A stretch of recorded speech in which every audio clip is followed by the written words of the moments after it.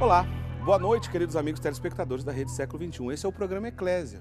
Estamos ao vivo, começando para todo o Brasil para exibir esse programa, que é um programa de catequese, um programa de história da igreja, um programa de doutrina da Igreja Católica. Nesse programa, a gente não discute aqui a opinião do nosso convidado, comentarista, que é o Padre Guido, e muito menos a minha opinião. A gente discute doutrina da igreja.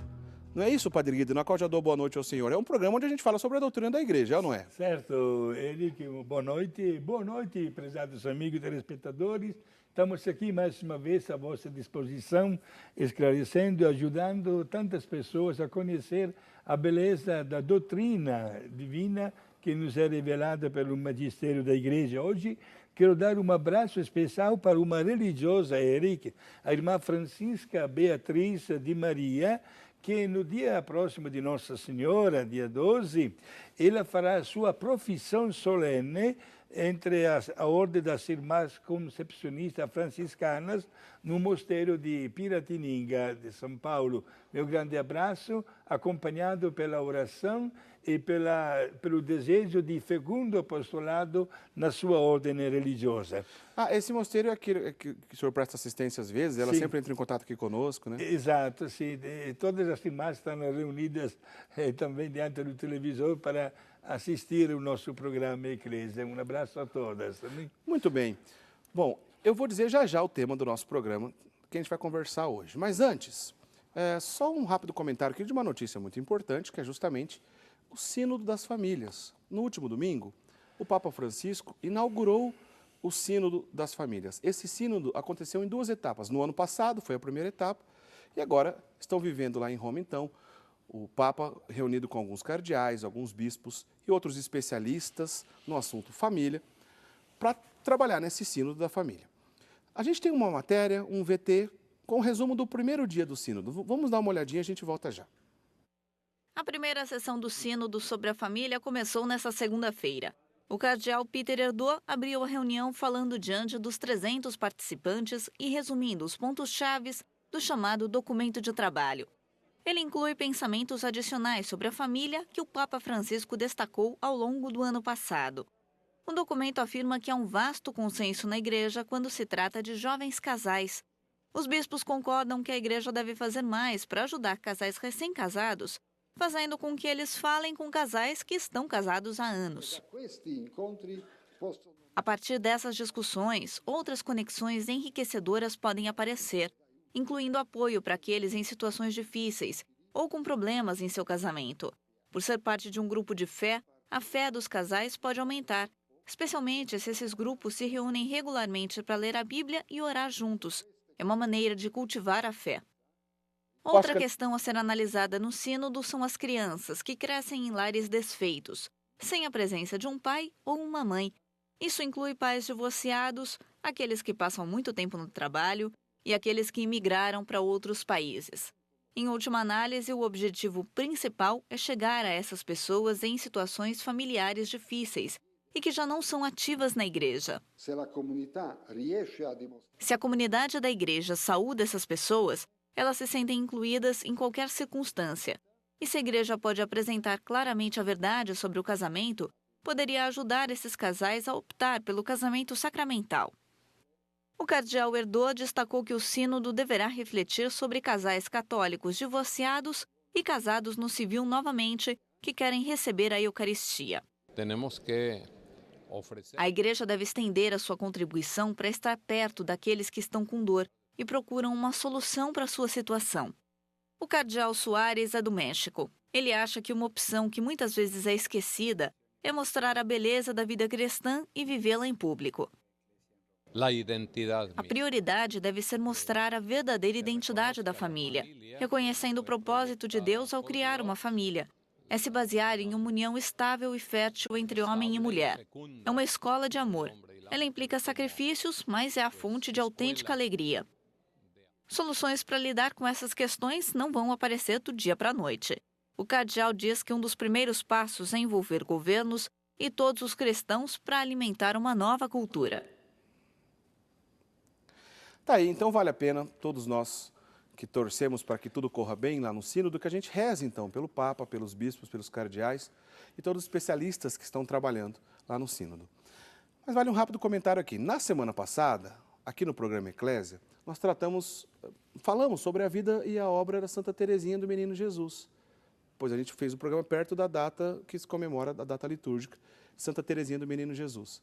Não deu tempo da gente comentar e a gente lembrou agora do Sínodo das Famílias, porque em breve, devido à ocasião do Sínodo das Famílias, os pais da Santa Teresinha do Menino Jesus, que hoje são beatos, serão canonizados. Padre Guido, é comum, inclusive, numa ocasião como essa, já que o Papa está tratando do assunto família, apresentar ao mundo um exemplo de família, né? Sim, o mesmo aconteceu no ano 1950, que era o ano mundial da juventude, e o Papa da época, Pio XII, canonizou uma menina, Maria Goretti. Naquela ocasião, né? Exato. Agora, dia 18, terminando os trabalhos do Sínodo da Família, Papa Francisco coloca sobre os altares como santos o seu Luís e Dona Zélie Martin, exatamente o papai e a mamãe de Santa Teresinha do Menino Jesus. Olha só que legal. É um fato não comum, Eric, né? Porque já temos a filha, já é doutora da igreja, Teresinha. A outra filha é beata da congregação das Irmãs Visitandinas. Sim. E agora papai e mamãe, 4 santos na mesma família.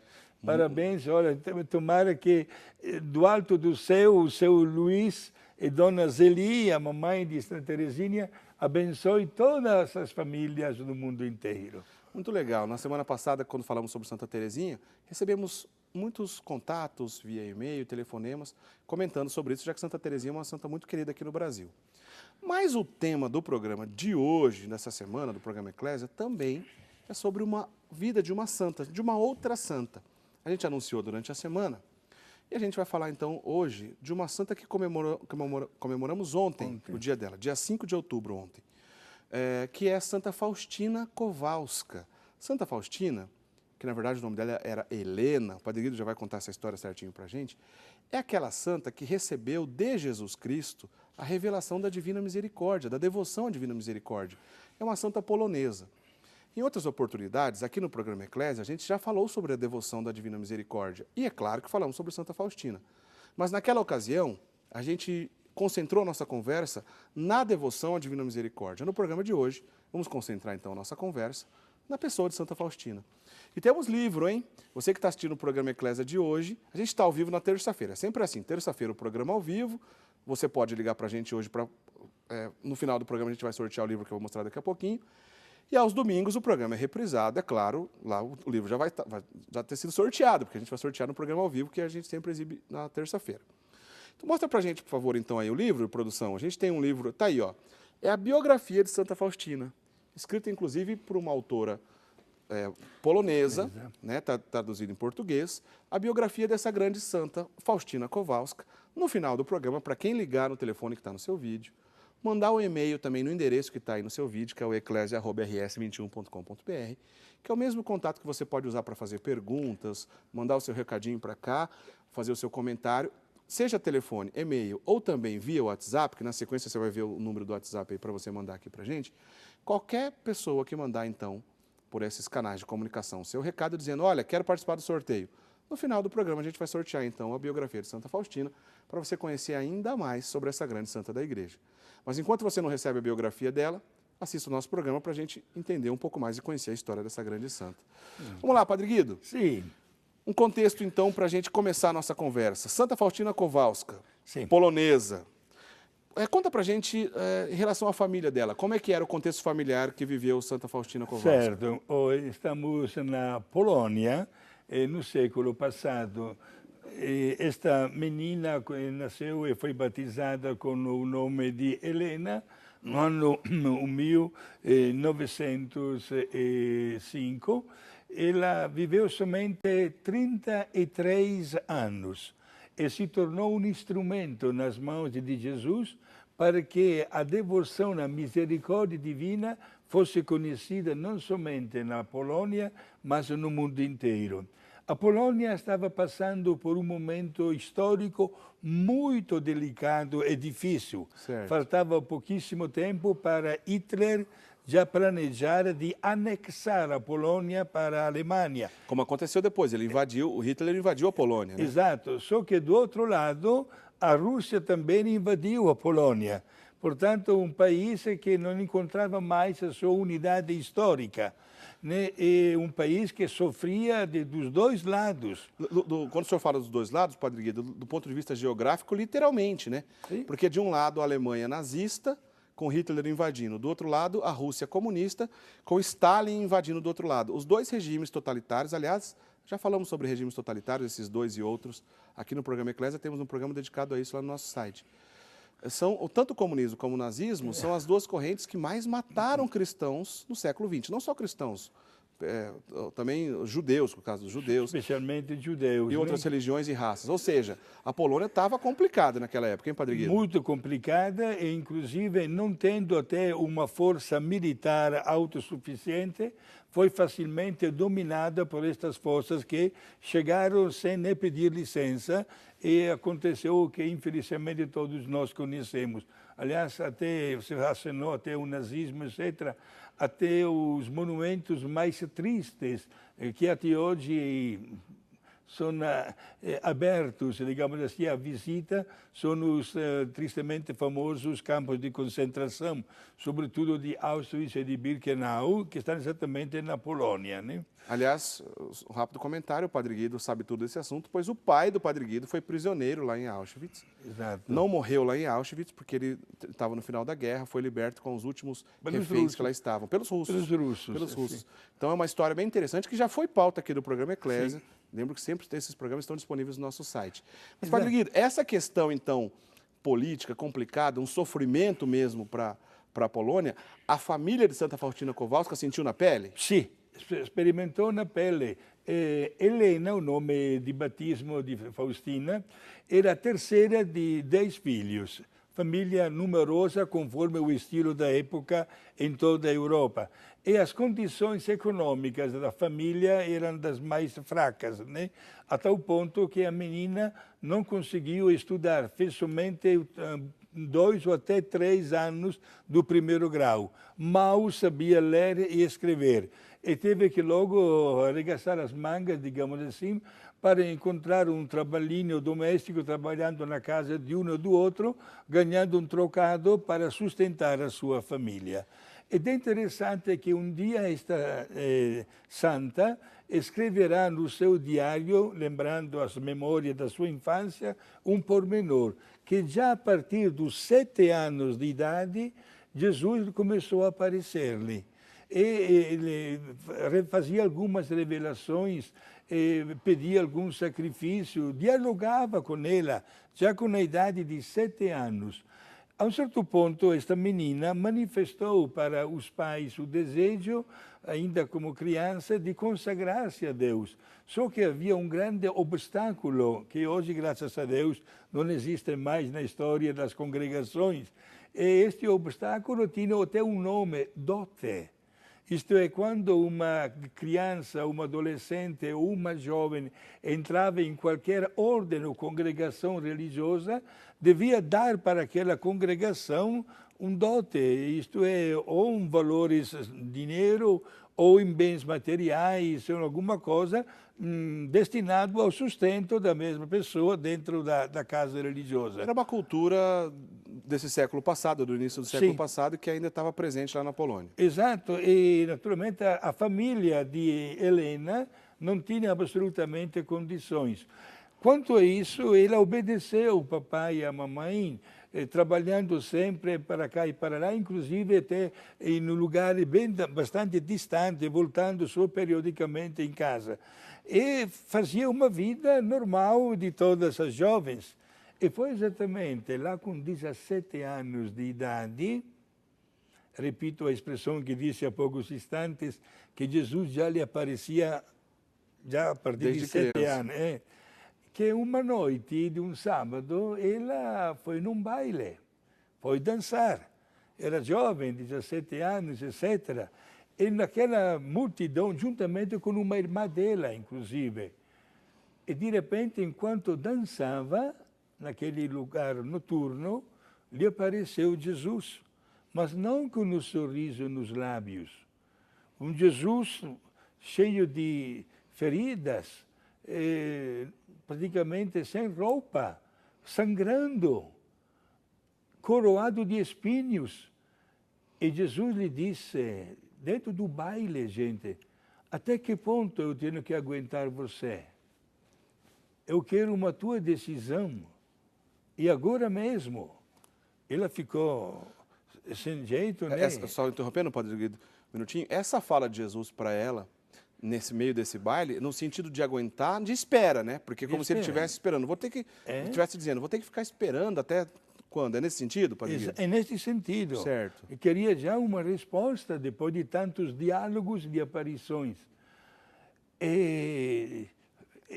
Helena, futura Faustina, se desculpou com a sua irmã, que estava com uma pequena dor de cabeça, se retirou do baile e, às escondidas, saiu daquela sala, daquela boate, digamos assim, e voltou para a cidade, no centro, encontrou uma igreja de Santo Stanislau, né?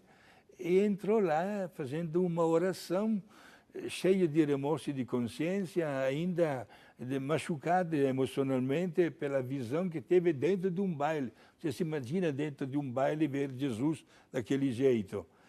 E uma voz interior disse para ela, pega as tuas coisas, pega o primeiro trem que você encontrar e vai para a cidade de Varsóvia, a capital. Certo. Este episódio aconteceu em Cracóvia.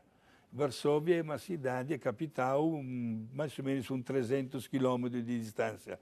Lá você ficará sabendo o que eu quero de vocês. E ela não teve a coragem de despedir-se, né, dos seus familiares e quis obedecer logo a Jesus. Então vamos lá, só recapitulando aqui, para a gente entender bem e ficar bem gravadinho aqui. Vários santos na história da igreja, né, Padre Guido? Quando a gente lê a biografia desses santos, a gente vê que Jesus já se manifesta a alguns desses santos ainda na infância. Foi o caso de Santa Faustina Kowalska. Foi o caso, por exemplo, de Padre Pio, que a gente sempre fala aqui, que também desde criança já tinha manifestações ali extraordinárias, contato mesmo com esse sagrado, no caso diretamente com a Virgem Maria ou com o nosso Senhor Jesus Cristo. Santa Faustina Kowalska, então, é um exemplo desse, como o Padre Guido disse, desde os 7 anos, já tinha contato com uma aparição misteriosa, mística, uma palavra melhor mística do que misteriosa, com Jesus Cristo. Na época desse baile, Padre Guido, que provavelmente passou alguns anos, Santa Faustina, que na época ainda se chamava Helena, porque Faustina é o nome de consagrada depois dela, que ela vai adquirir. Quantos anos que ela tinha mais ou menos quando esse episódio do baile aconteceu? 17 anos. Uns 17 anos? 17 anos, sim. Inclusive, ela aguardou, digamos assim, de chegar aos 18 para tornar-se, digamos, mais independente até dos seus pais, né? E os pais que no começo não apoiaram absolutamente a vocação.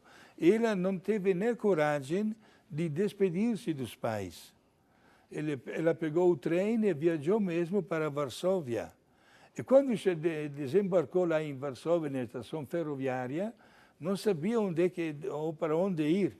Mas, Padre Guido, olha, essa história aí da sequência, vou deixar para o próximo bloco, que a gente vai para o intervalo agora.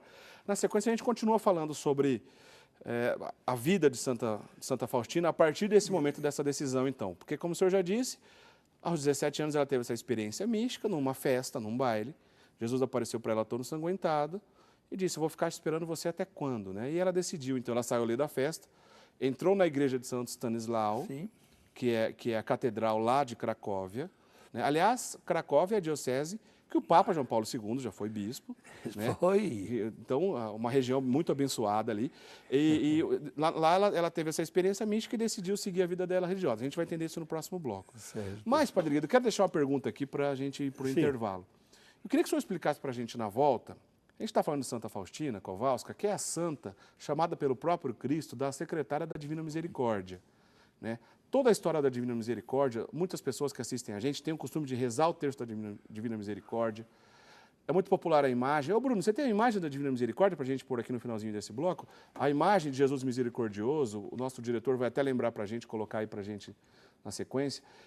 A gente vai explicar no programa de hoje ainda como que nasceu, tá aí, como que nasceu esse quadro da Divina Misericórdia, o que Santa Faustina tem a ver com isso. Agora, a pergunta que eu quero fazer, Padre Guido, é o seguinte, para o senhor responder no próximo bloco. Sim. Esse tipo de aparição de Jesus, a Santa Faustina, por exemplo, que poderia ser a mesma aparição de Jesus, poderia ser o mesmo exemplo que Jesus fez com Santa Margarida Maria Alacoque, no Sagrado Coração de Jesus, ou até mesmo as aparições de Nossa Senhora, como Fátima e Lourdes.